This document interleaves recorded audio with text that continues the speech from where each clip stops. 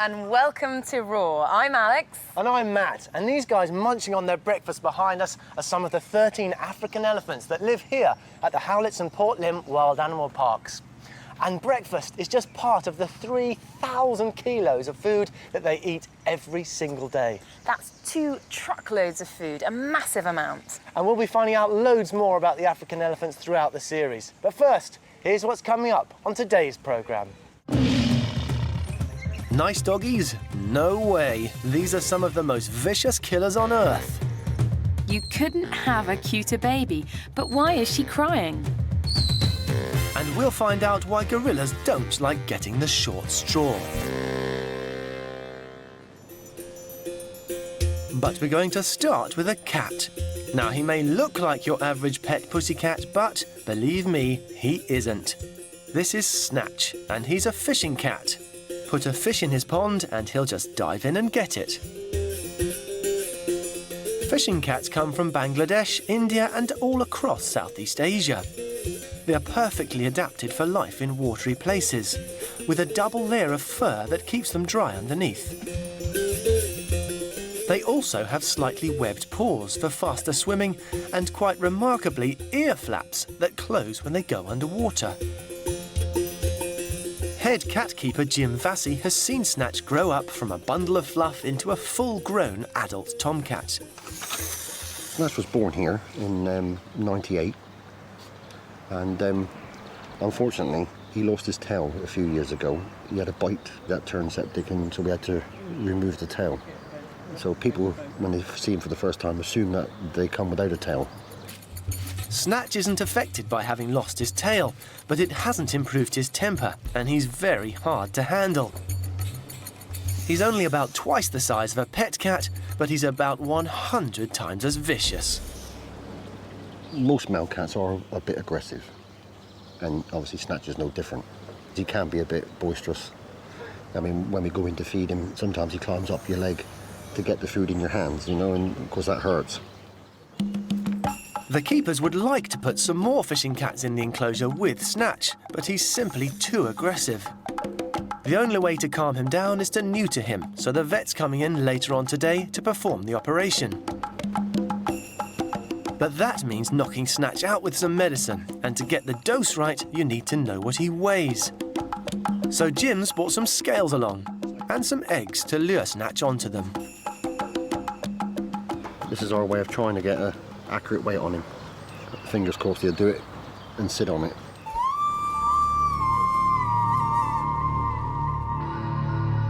Sorry, Jim, you won't get Snatch that easily. We need all 4 legs on it, really. He is a crafty cat, yeah. But then aren't all cats. Yeah, it's just a waiting game. Jim has to find out Snatch's weight somehow, because it's the only way of finding out how much sleeping drug to use. Too much could kill him, but if they don't use enough, it won't work. So, can he resist a dead rat?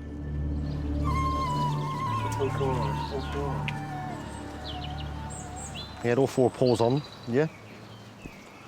Okay, that's good. We got a weight on him, so that'll do, Rick. We'll just get that back out now. Yeah. Got him. That's round 1 to Jim, but will Snatch let the vet get the better of him? We'll find out later on.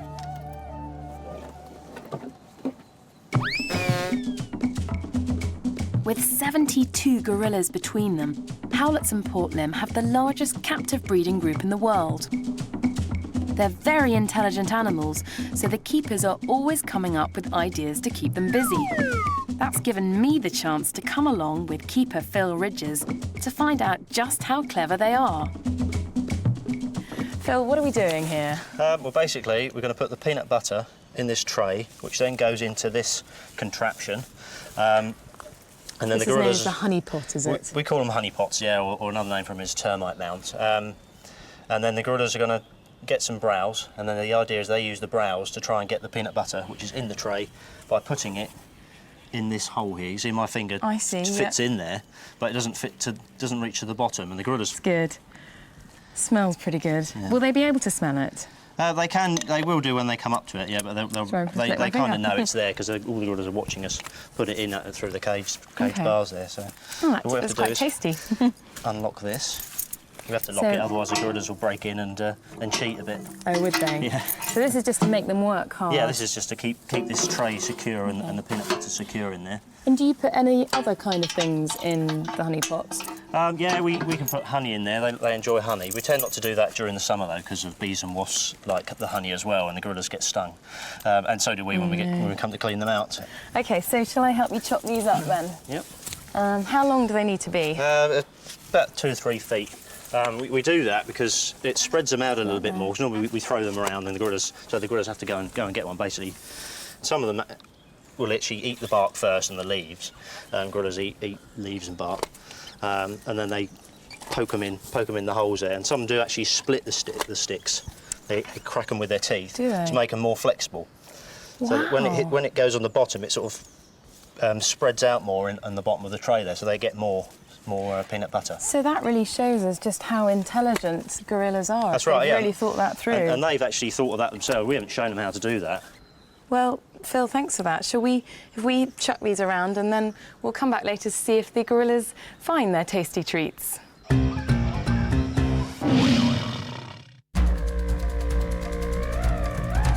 Whether they're pets or really wild animals, you can only look after them properly if you know a lot about them. African hunting dogs are fascinating creatures, and I've come along with a group of children from Simon Langton Girls' School in Canterbury to quiz keeper Pete Thompson. Do they have extra good hearing because of their large ears? Yes, they do. They can hear from miles away, and they use it so they can hear where their prey is when they're hunting, and also when they're calling each other.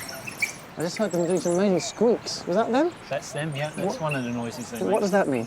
It's just an excitement noise. They get excited and they squeal like that. Do they bark like pet dogs? Do they bark like No, pet they dogs? don't. They make lots of noises, like the squealing noise we just heard, or like a high-pitched scream when they're hunting, but they don't bark. Do they wag their tails when they're happy or excited? Yes, they do. They wag their tails for all sorts of reasons. When they're getting excited, when they're hunting, if they're a bit afraid, the tail will go right down low and they'll just gently wag it. So there's all different signals they use with their tail. How many are there in a pack usually? There have been records of up to 30, but it's normally about 10 to 15. Wow, and would that be one big family if it were? Yeah, pretty much, yeah. Are they good predators in the wild? Very good. They're one of Africa's most successful hunters. They get about 95% of everything they go after. When you think a lion probably gets about 35% of things that it chase, so these don't miss much. Do you think they'd like dog food? We've never tried them on dog food, but they'll pretty much eat anything. I think if that was the only thing they could get, they would eat it. Pete, what would they eat in the wild? Impala, gazelle, anything they can get hold of, really. Pretty much stay with the smaller stuff. They won't take on things like giraffe and big animals like that. But all the small antelope and deer type animals. How many pups does a mum give birth to? They usually have between about 10 and 15, sometimes more, but not all of them survive. You usually end up with about 10 or under that survive. What colour are the pups when they're born? They're pretty much chocolatey colour and with bits of white in, but mostly dark brown. Do they all have individual markings? Every dog has a different pattern. Yeah, rather like a sort of fingerprint. Yes, exactly like a fingerprint. They're all very different. But they'd all like to eat you given half a chance. We'll come back later to find out even more about them.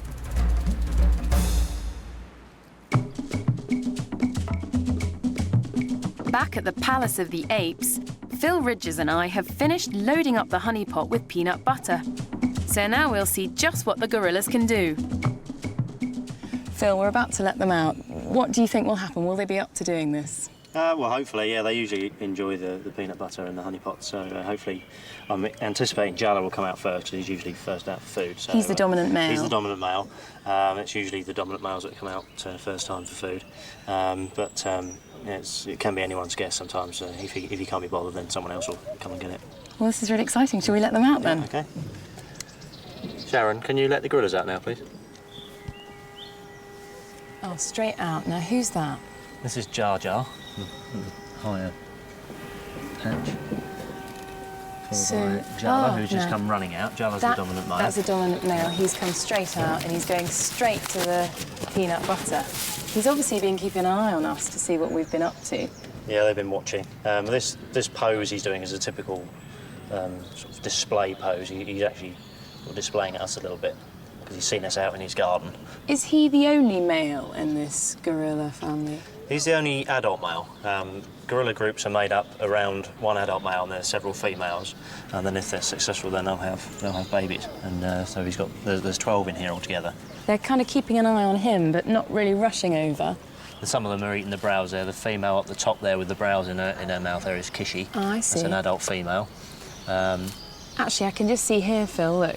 Who's this eating some browse just down here? Down the bottom here is Jar Jar. He was the first one out, and he may be going over to poke a stick in the... Oh, yes.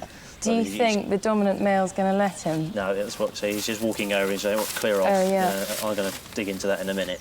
So he's going to dig in his own time, but he's not going to let anyone else he go may there not. first. Jar Jar's sort of looking like he might want to try Oh, again. no, And this is another female coming over, Fufu. She's having a look. See, they can actually see in there, and they can smell it. They can smell it as well. Peanut butter's quite here we quite go. a good smell. Right, she's... But Put they it do straight usually in. see things first and then sniff them afterwards. So Ooh. she's using an older stick. And he's letting her, or He is he going to yeah, see her he's off? going to Oh. he's sort of seeing her off now. Now he's Get going to out have of the a go. How closely related are gorillas to humans? Extremely close. Along with chimpanzees, they're about 99%, as close to humans as you possibly can be. And now who's come in to join the dominant male now? The one closest is Cooney, and the one behind him is female Yenny. And then brother and sisters. who's that? There's a slightly smaller one that's just going up the tree there. That's Mpasa. And is he or she the youngest? Yeah, he's the youngest in the group. He's 2.5 now.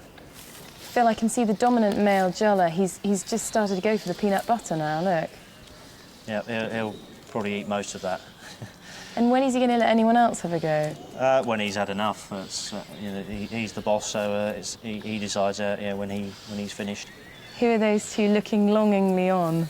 One behind him is called Cooney, as a young male, and the other one down to Jala's left there is Dishy. Dishy, that's a good name for a gorilla. What the browse we put down earlier, what kind of plant is that from? That's a hazel tree. A lot of it grows within the park grounds, so we can cut it ourselves here. I can see there's a female over there who's actually tucking into some, just sitting on the log. Is it good for them? Oh yeah, gorillas in the wild eat leaves and trees, and they also, you probably saw them earlier, stripping the bark off of it as well, and that inadvertently cleans their teeth as well. It sort of scrapes off any sort of plaque or stuff on that's attaching itself to their teeth. It's acting like a toothbrush. That's right, yeah. Rather than actually scrubbing their teeth, they sort of drag the browse through their teeth, and they eat the bark that comes off, but that actually helps to clean their teeth. Phil, watching them getting the peanut butter like this makes me realise just how intelligent they are. Yeah. Would this sort of behaviour be something they would do in the wild? Yeah, they do eat ants and termites, so they do poke sticks into termite mounds and ant hills as well. Wow, that looked quite aggressive. What was that all about? Jala's displaying it at us. He's fed up with us watching him eating his peanut butter and decided to display it at us now. And do you think he's going to let the others have a go? Yeah, the others are coming in now. They've taken advantage of him not being interested anymore, and a female there, Fufu, has come in and she's having a go now. It's great to see that the others have finally got a chance to taste some of that peanut butter. They're fascinating to watch. I think I might stay and watch them for a bit longer, if that's OK with you, Phil. That's perfectly all right.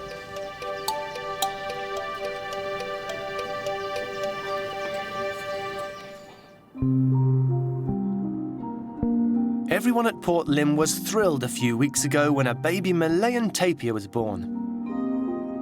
The keepers named her Tenji, and out of 10 tapirs born here over the years, Ladana has had 6. Tenji's very special because Malayan tapirs are highly endangered. There are just 1,000 of them left in the wild and only 174 in captivity. So every newborn is very important for the future of the species.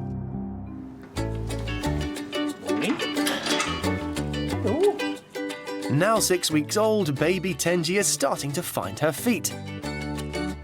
But she's still a bit clumsy.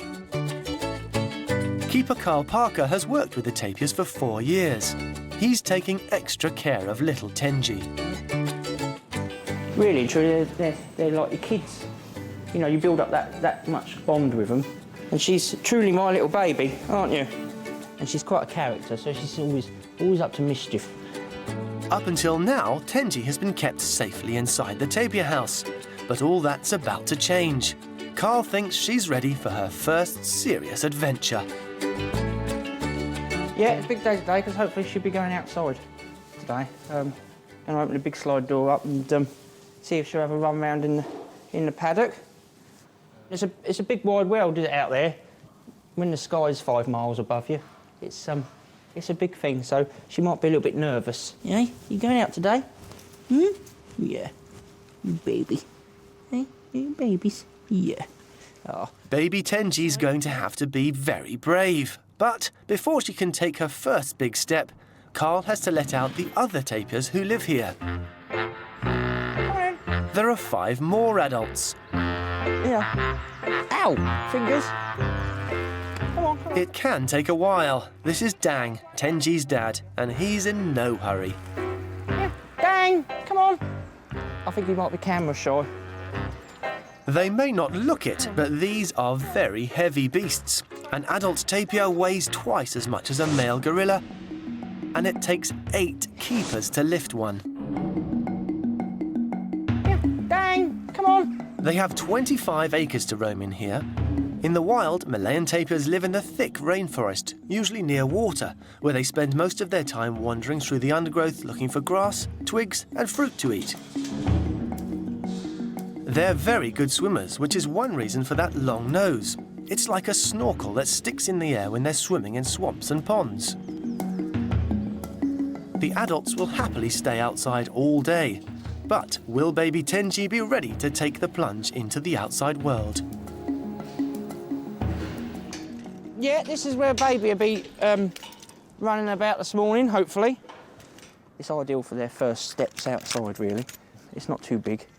It's manageable. So, yeah, we'll be bringing her out here, hopefully, and she'll run around and play and bite mum and that sort of thing. And it's like your first days of going to school. Oh dear, I remember that. It was really scary. You coming out?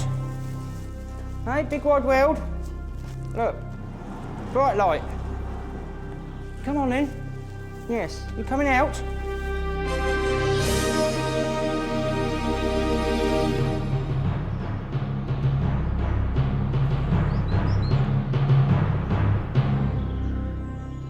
Coming out? Come on then. Come on. No. It looks like this baby tapir doesn't want to go to school. Come on. This isn't how Carl hoped things would go. Come on. Gooey. Go, Gooey. Go, Gooey, Gooey, Gooey. Go, Gooey, Gooey, Gooey. Go there, Gooey, Gooey. Telling me off as well. This head waving like that's a sign of telling you off. So, well, that made me go dizzy, that did. Oh. Come on then. Whoa. Come on. Come on. It's not that bad out here.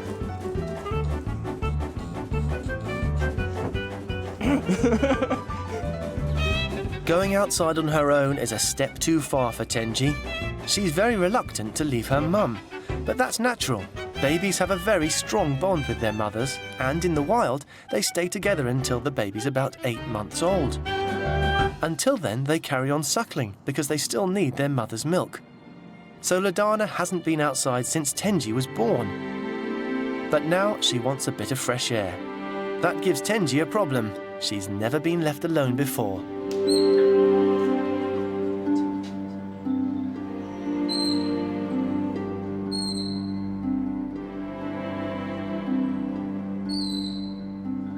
They're distress noises, basically, because Mum's gone outside and she's very upset at the fact that Mum's gone outside and left her behind. So she's calling out and making these high-pitched squeaks, and it means, Mum, come rescue me, because I'm left alone. Tenji's crying isn't bringing Mum back, but she isn't brave enough to go outside and join Ladana. Now, if she decided never to want to go out, then we have got some problems. All right, all right. It's not healthy for such a young animal to get too stressed. So Carl needs to find a way to tempt baby Tenji outside quickly. And we'll come back soon to see if he can.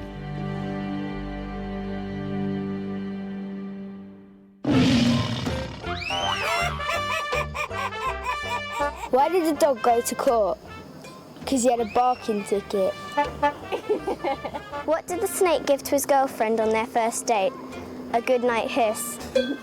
What do you say to a hitchhiking frog? Hop in.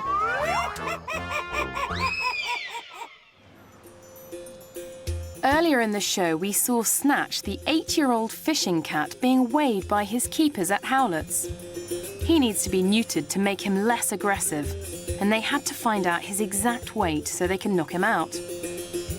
Jeremy Stattersfield's the vet who'll be doing the operation. So his first job is to inject Snatch with a sleeping drug. But how do you do that? We're just making up a dart for a fishing cat, and we're in a bit of a rush because he's actually sitting beautifully with his backside facing us underneath a piece of tree. So we'd like to do it as quickly as we can before he decides to wander off and make life harder for us. To make Snatch fall asleep, Jeremy's using a dart gun powered by compressed air. The dart will inject a drug known as a tranquilizer into Snatch. This is really designed for a fairly short range, which is obviously what we're doing in a zoo situation. But it's not the sort of thing you see people hanging out of helicopters darting animals in the wild with. Snatch may be unlike most cats in his love of water, but in one way he's just the same. He hates vets. I suppose that's not surprising since the last one cut off his tail. I think that was successful. We just need to have a little peep at his backside and make sure the dart actually discharged. Once he's gone down, and we know it's safe enough to bring him out, yeah, couple minutes, and we should be there. I don't like to say this. He's still hissing. Is it? Oh, yeah. The dart has definitely stuck in, but something's not right. Snatch isn't looking sleepy. It's very hard to know how deep they're going to go. It boils down to personal makeup, their metabolism, and of course how hyped they are on the day and how excited they are about coming to see the vet. For some reason, the tranquilizer hasn't worked. Jeremy will have to have another go.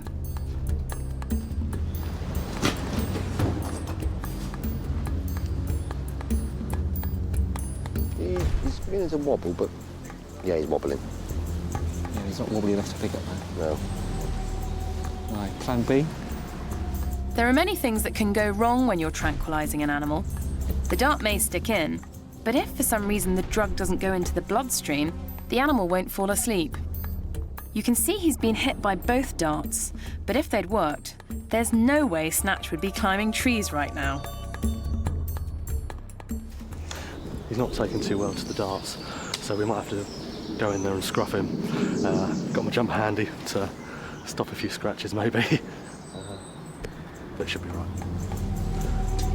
Scruffing is where someone grabs a cat by the back of the neck.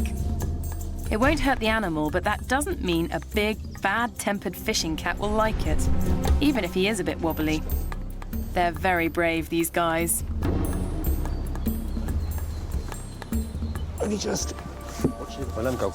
Let's put him in the net. Are you okay? Or you? Why do I get these good jobs, eh? All right.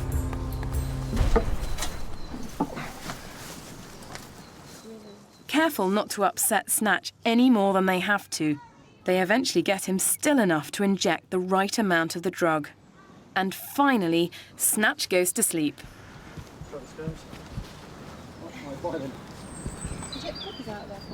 We actually found that the first dart, the needle actually went back inside the syringe and hence it didn't work.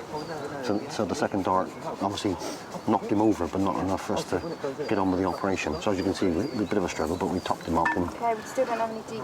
And now we can Pain, Jeremy. continue with the operation. The keepers are hoping that neutering Snatch will calm him down a bit, as he's just too vicious. In the past, they've tried to introduce other fishing cats to keep him company, but he just attacks them. This is make or break time. He either lives out the rest of his life as a lonely, grumpy old cat, or chills out and gets some friends. Well, these cats do take on the personality of their keepers sometimes. And this one, I would say, yeah, is a bit like Ben, his keeper, without a doubt. Grumpy at times. With his ordeal over, Snatch can be left to come round in the comfort of his shed. We gave him an antidote to some of the drugs he had, so that he'll wake up faster.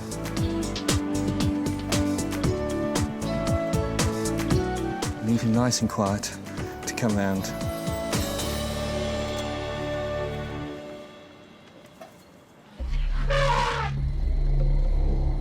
Although African elephants are obviously used to hot sun, they still enjoy a shower as much as we do. So the keepers have built one for them.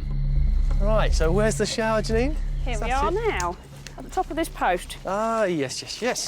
Is this the first time you've used it this year, or is it in regular It use? is actually, yes. As the weather's getting warmer, it's nice for them to have the water. Hey, there we go. Here we go. Oh, that's fantastic.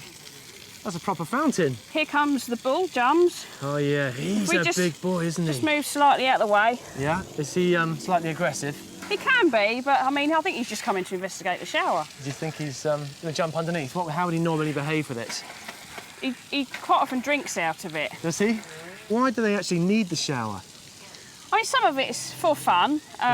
Generally, when the shower's on, they tend to stand in the mist that the wind creates.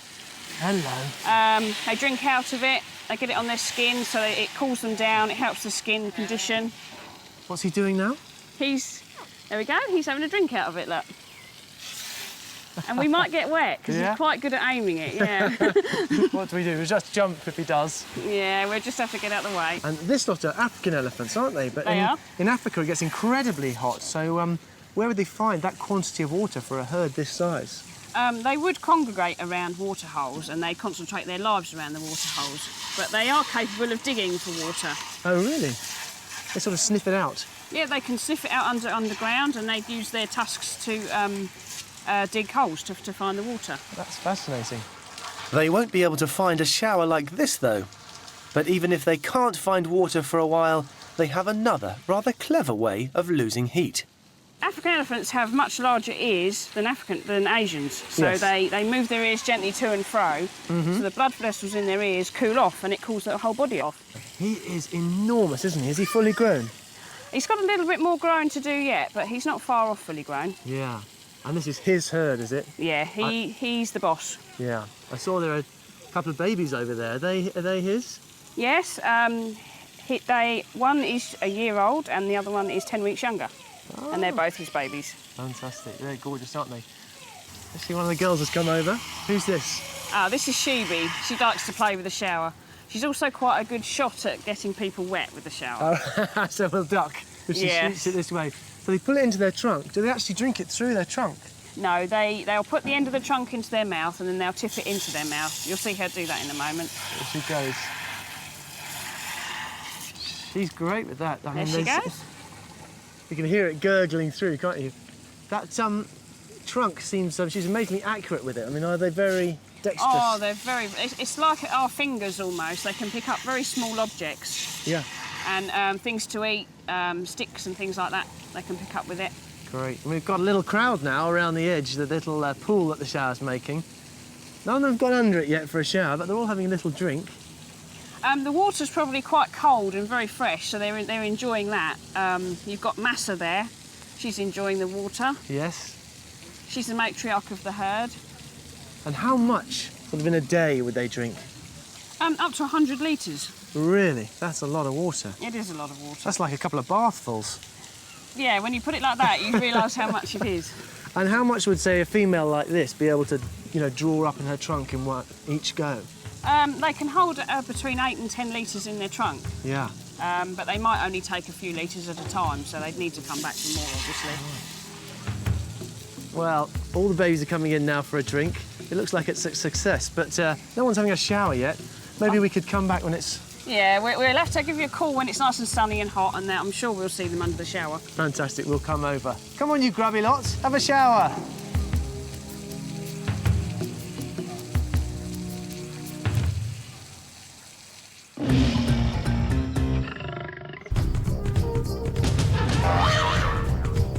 Check out these little guys. They are one of the most colourful monkeys in the world, can jump with amazing agility and, bizarrely, have something in common with a hamster. Meet the rather exotic sounding de Brazza monkey.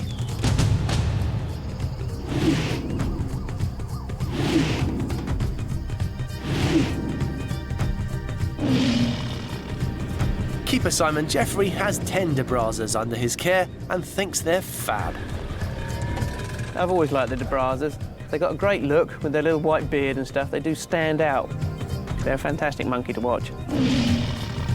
De Brazza monkeys are found in patches across Central Africa and tend to live in forests or swampy areas. Either is perfect for the de Brazza, as they are brilliant climbers and excellent swimmers.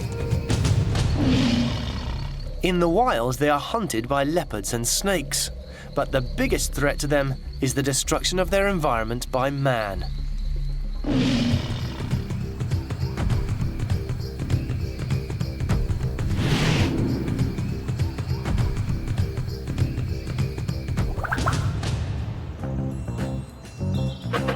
When Simon wants a close encounter with his de Brazzas, he gives them monkey nuts, of course.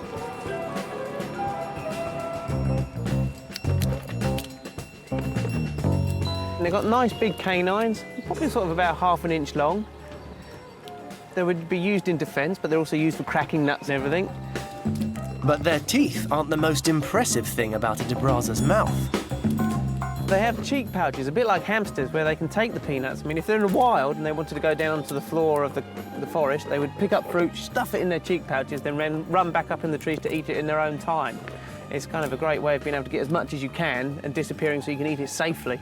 With these, it's just being greedy. Technically, they want to shove as many peanuts as they can into their mouth so they can keep them from everybody else.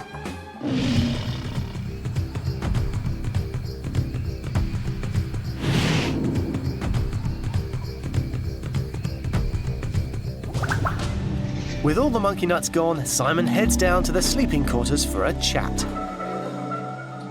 Well, some of the noises de Brazza make, you've got mew, mew, which is just a general communication. It's just kind of saying, how are you, what you're doing, you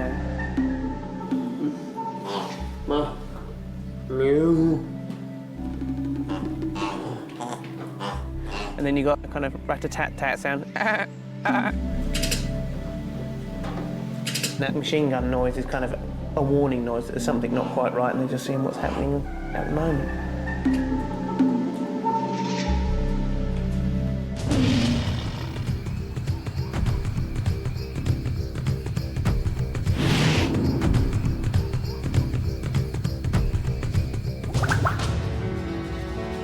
Over the years, Simon has got to know this particular troop of de Brazzas very well and loves spending time with them. I've been working here about 10 years, and I've worked with de Brazzas for that whole of that 10 years, and they are fantastic animals. You know, I do look forward to actually going in and feeding them. It's a great experience.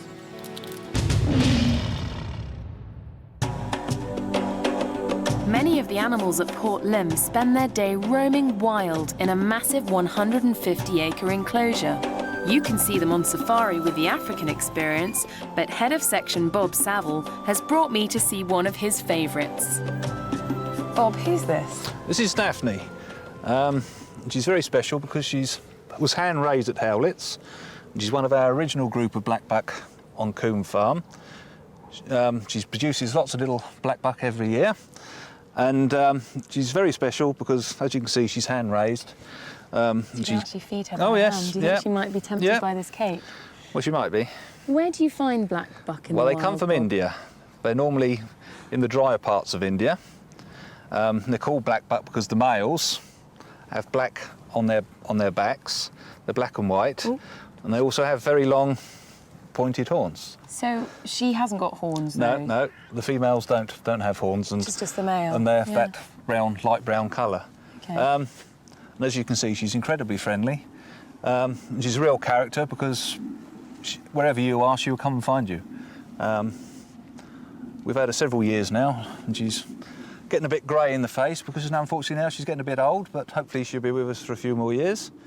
And looking at her, you might even be here when she has a little one. And she normally brings those up to see us as well, so... Lovely. Well, thanks very much, Bob. Right. It's been great to meet her. OK. Stay with us, because we've got loads more coming up on today's programme. We'll be going bananas with a giant anteater. We'll find out just why Matt's bombarding the bison. And the wolves close in when Alex goes looking for their dens. Ooh.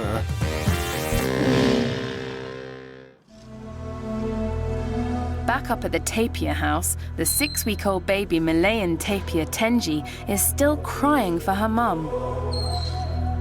She's out in the paddock, but Tenji is too scared to join her. She's never been outside in her life, and she's frightened. And they would do this in the wild as well, you know. If the baby was left or mum disappeared into the jungle and baby couldn't see it, they would give this distress call. In the wild, it's very dangerous for baby tapirs to be separated from their mothers for long. The distinctive spots and stripes on the baby's coats that stay until they're about 6 months old are camouflage against leopards and tigers, which kill and eat tapirs. But little ones are still very vulnerable.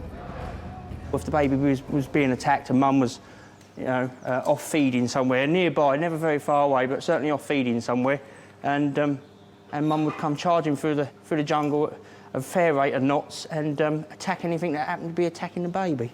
She's a formidable opponent when it comes to fighting. So because she's a big lump.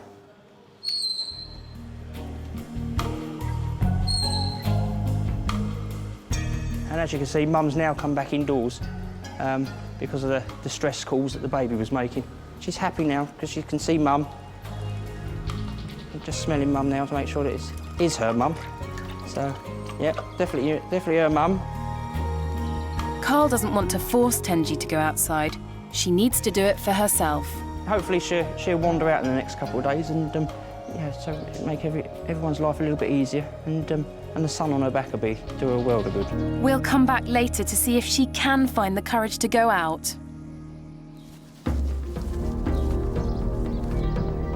Feeding all the animals at Howletts and Port Lympne is a massive job, so I've come along to help with the bison. We've already met one of the herds, which has a gorgeous calf, and now Stuart Jones has brought me to meet the other herd. So what are we going to feed them today, Stuart? Ooh.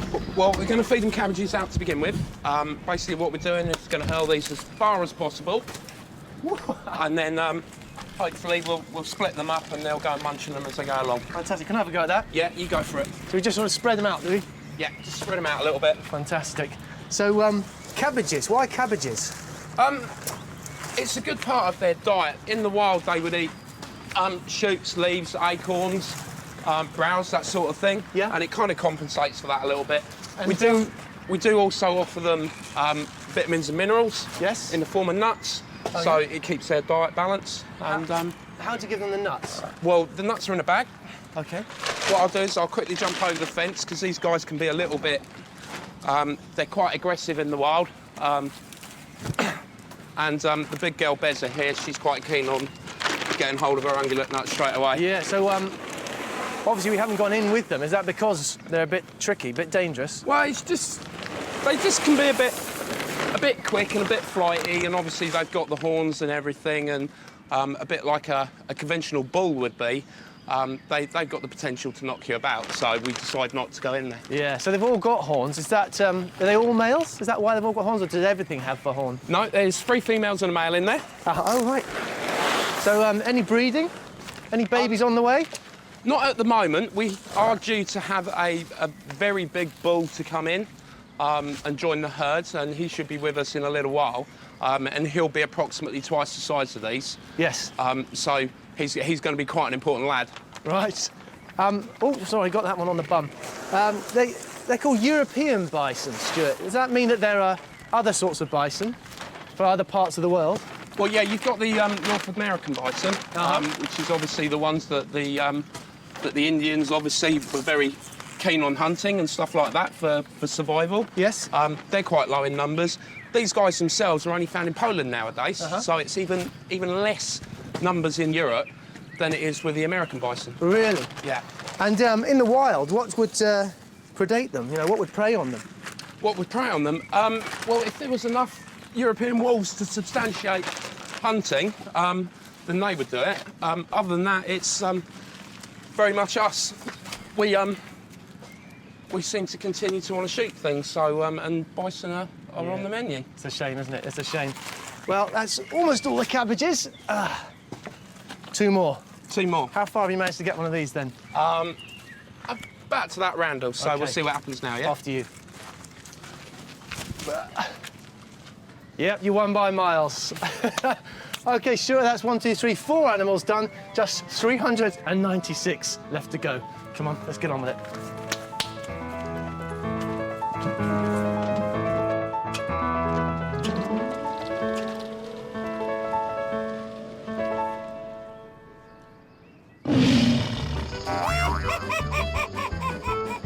How do you start an insect race? 1, 2, 3, go. Why was the bee's hair sticky? Because he used a honeycomb. What do cats put in their drinks? Mice cubes. I'm up at the timber wolf enclosure with Head of Section Jim Vassey, because today they need an extra pair of hands to help with some cleaning. Jim, when we go in, are the wolves actually going to be in there with us? Yeah, they are. Is that OK? Because aren't they quite dangerous? Well, they can be dangerous, but, you know, as we're adults, they don't look upon us as prey so much. But obviously, you know, small children and things like that, they do look upon them as prey because they're smaller than the wolves, and that's the kind of thing the wolf would go for in the wild. Okay. Something smaller than them if there's only 2 of them, so they don't go for big prey. Okay. So we should be fine. But we've got this rake and this bin. Is that to sort of do any of the cleaning with, or is it? Not particularly, no. The rake is more protection, and the bin you can use as a buffer between you and the wolf if he goes for you. And can I just say that the bin stinks, so it's not the nicest shield ever. No, but it should protect you if they do go for you, so I wouldn't worry about it. Okay. How many wolves are in this enclosure? We've got 2 males in here at the moment, 2 brothers. And, what sort of age are they? Well, they're both 9 years old, and you know, they were born here. We no longer have any females because obviously we've bred enough of these over the years, and now we want to go out of Canadian timber wolves and go into the more endangered species of wolves, which like Iberian or something like that. So anyway, there's a male just there. So if we just walk around the edge of the enclosure and look for any bones. Okay, why are we doing that? Well, it's just to pick up any bones in any poo we see. So that's from sort of their meal yesterday, is it? Yeah, it is, yeah. How often do you feed them? Well, we feed them 3 times a week, and we clean them out 3 times a week. A bone? Yep. A bit of a bone. Should I Well just spotted. put it in yeah, here? just chuck it in the bin, in the smelly bin. And Jim, there aren't actually wolves in the wild in England anymore, are there? But No. where do these ones come from? Well, these are Canadian timber wolves, or they're called Canadian timber wolves, but obviously this type of wolf you will find in Siberia and parts of Russia, so they're not just from Canada, they're from the Northern Hemisphere. Jim, it's quite eerie actually not seeing them, because you sort of have this feeling like you're being watched. Oh, they're watching all the time. Oh look, there's one there, look. Yeah, he's pretty low to the ground there, which is a characteristic of stalking. He's very big actually, isn't he? He's got an amazing coat. Yeah, I mean, absolutely stunning animal, but yeah, he's crouched down like that because he's stalking us, basically. Oh, God. Potential prey. But like I said before... That's really reassuring. Well, there's a pretty big bone here. Should we pick this up? Yeah, if you want to pick that up. That's a rather large-looking meal. Or the remains of. OK. And so what do they eat in the wild? Well, there's a lot of prey they would eat. A lot of domestic animals they will take if there's not enough natural prey. I mean, in the North America, buffalo is the obvious prey they would probably go for, or elk, caribou in the winter, which is obviously caribou is another name for reindeer. Jim, I can't see the wolves anywhere. They've gone to ground, which probably means they've gone into one of their dens. Oh, should we just go a bit closer and have a look then? Well, yeah, I mean, we can, yes. I mean, unfortunately, it's a bit overgrown, but... So, are they could be in there asleep at the moment? Well, not necessarily asleep, but they'll be awake listening. But just under the shed here, there's a little cave that we built for them, so they feel secure. But if you look up on the mound here, like, you can see where they've actually been digging, and most wolves will have an underground den. Oh, so they've actually dug these holes They've themselves? dug all these holes, yes. And are these for them in the wild? They would hide in holes like this or sleep there? Yeah, but they would use them to sleep in, but mainly they'd be used for the females to raise the pups in a secure situation. So they go underground, and then all the adults and they'd be around outside protecting the pups down in the den. So they're not suddenly going to leap out on us? No, they shouldn't do. No, I'm reasonably confident that they're in the cave, because it's dark and secluded and quiet there. So what's next, Jim? Well, we've still got some bones in that to pick up, and then do their water bowl in the pond. So, shall we get on? Well, I think I've got my work cut out, so you better leave us to it.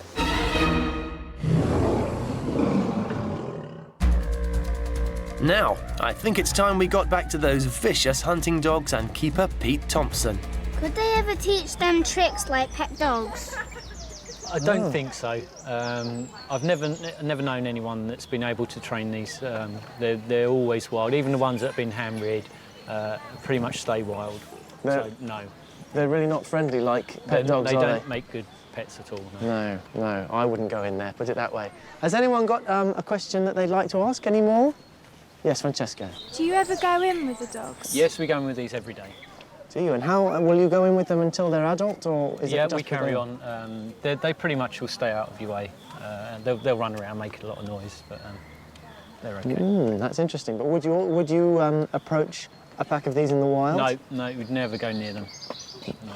Very dangerous. Even with these, we don't actually go up to them. We go in there and do our work, and then we come out. Have they ever harmed anyone in the wild? Not as far as I know. They pretty much will stay away from man. Like most animals, they've learnt to be afraid of people. And what about, in the wild here, they have an incredibly strong bite. Yeah, it's one of the more powerful animals. It's a lot more powerful than a wolf bite. They use it to crush up bones. Most of the animals just will get the meat off the bone, but these will actually crush bones and eat bits of it. Ooh, scary. Kate's got a question. How big can their ears get? About the size they are there, about that size. It's almost like a radar dish. They can hear for a long way off, and that's what it's for, so they can hear at long distances, because most of the places they hunt in are flat ground, so they need to, and the dogs will split up, so they need to communicate with each other. Can they climb? No, not really. No, they're not climbers. They're quite good jumpers though, aren't they? They jump, yeah, they jump around a lot, but not really climb, no. How high can they jump? Oh, about as high as you. They'd probably jump over your head. Well, that's all the questions for this Ask the Keeper. Thanks very much, Pete. I've certainly learned loads about the hunting dogs. Have you learned loads? Yeah! Come here, Gooey. 2 days ago, keeper Carl Parker was trying to persuade baby Malayan tapir Tenji to take her first ever steps outside. But Tenji was too scared. This morning, the adult tapirs have just been let out into their paddocks. But where's Tenji?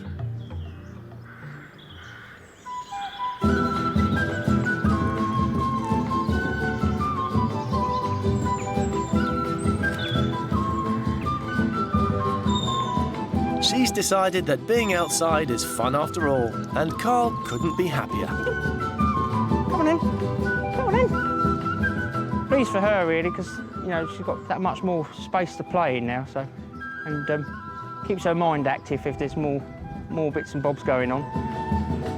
Because they've got poor eyesight, tapirs have a fantastic sense of smell. They need it in the wild to pick up each other's scents, to smell danger, and to forage for food.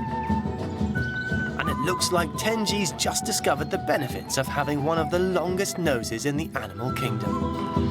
There's nothing she isn't sticking it into, even if she shouldn't. Yeah, she's just realised that stinging nettles are not such a good thing, and they do sting. If all continues to go well, Tenji's next big adventure will be when she's let out into the main paddocks in a couple of months' time. We'll be sure to see how she gets on.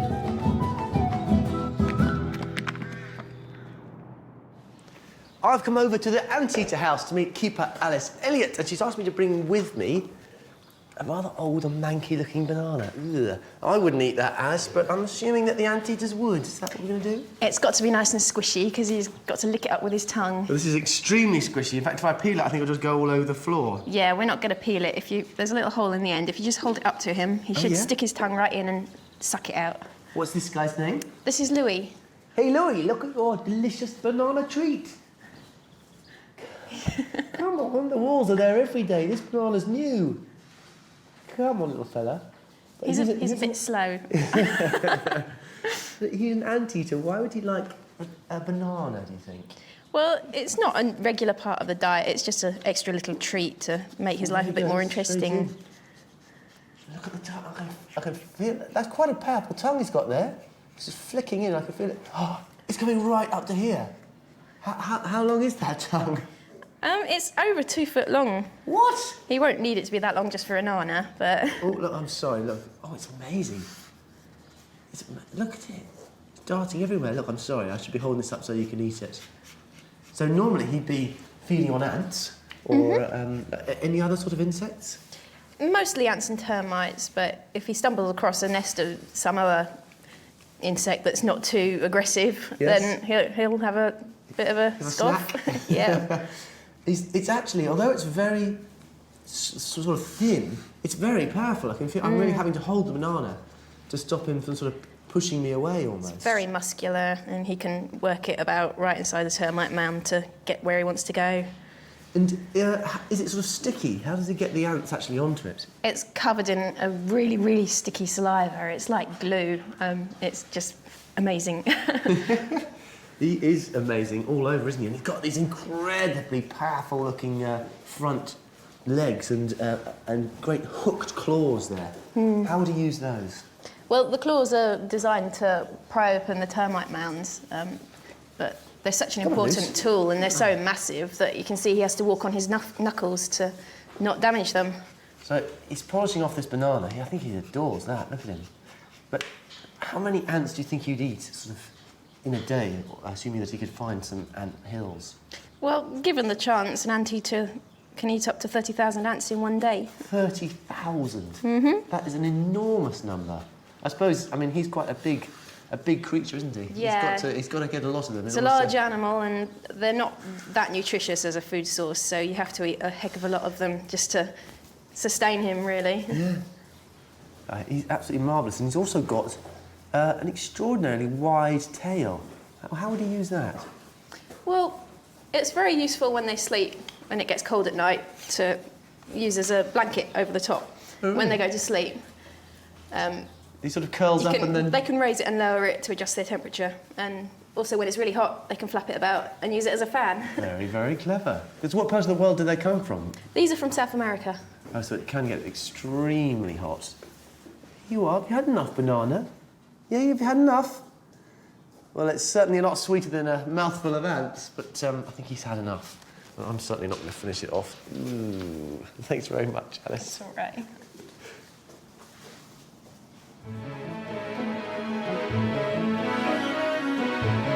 The keepers here look after all sorts of animals, and, as well as the hunting dogs we saw earlier, Pete Thompson also takes care of the big cats. I've heard, Pete, that you know them so well, you talk to them, is that right? Well, kind of, yeah. What sort of sounds do you make to communicate with them? With Samira, she's very vocal anyway, so I would do a few... Sammy? Samira? Oh. Oh. Oh. Samira actually means one that talks a lot. She was very vocal when she was a cub. Because I hand-reared her, she lived at home with me for a long time, and she did this pretty much all night long. It's just a greeting, and they do it when they first come up to you, and just, you know, so you know everything's okay. Yeah. And Jabir, do you talk to him as well? Yeah, he's kind of got a louder noise. Yes. He roars quite a lot. Do you think you can persuade him to roar at you? We could do, yeah. Jabir. Hey, Jabir. Oh! Yeah, he's a bit more ferocious than Samira. He's a young male, so he likes to shout a lot. And That is an angry roar, I'm assuming. If the fence wasn't there, would we be in trouble? That's just telling you back off a bit. Yeah.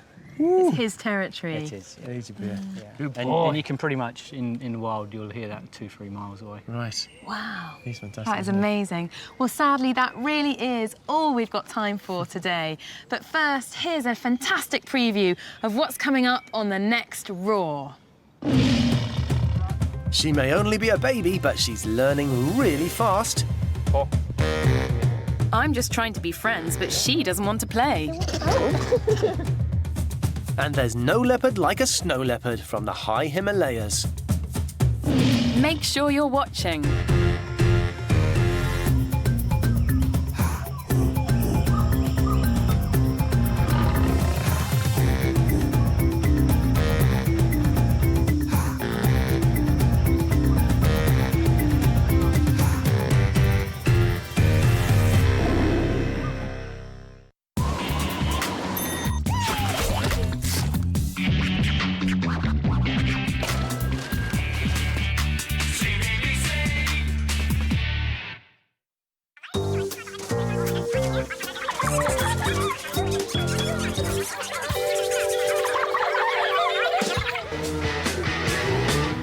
My name's Kem and I love cars. This is a drawing I did of my ideal car. It's got an 8.7 litre supercharged engine. It's got 23-inch alloy wheels and can do 0 to 60 in 2.2 seconds. The current land speed record is held by the Thrust SSC, which stands for Supersonic Car, and went past the speed of sound, which has never been done before by a machine on land. When you break the sound barrier, there's a massive wave of sound called the sonic boom. Even though cars now are super fast, if you're caught speeding over the speed limit in the city, then you'll be caught by the local Mounties or the police. Also, it's really dangerous for other people and yourself. Four-wheel drives are meant to drive on terrain like that, but most people, for some reason, drive them on normal roads like that. If you hit a pedestrian, they'll probably die immediately. At the moment, most cars run on diesel or petrol, which are not very good for the environment. Now we have developed better fuels such as biofuel or hydrogen fuel cells and electric cars. I like Top Gear because it's my favourite programme and I even read the magazine as well. But sometimes I think that Jeremy Clarkson, the presenter, is a bit crazy. Sometimes I think that maybe in 10 years I could be the new Jeremy Clarkson. And the #1 car that has ever driven the roads is the Ferrari F130 Scuderia. Cuts like a knife edge through the air. I would have it in black, please, with flames going down the side. It will cost £180,000, so the dream car for me will probably never be owned by me. But oh well, it's still my favourite. My name's Kem, and that's what I cars rock.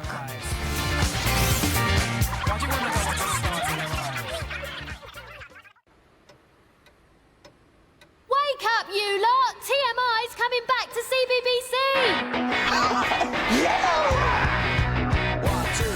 The Saturday Lunar Maroons are back and they've got the hugest celeb guests, the biggest laughs and the mightiest games.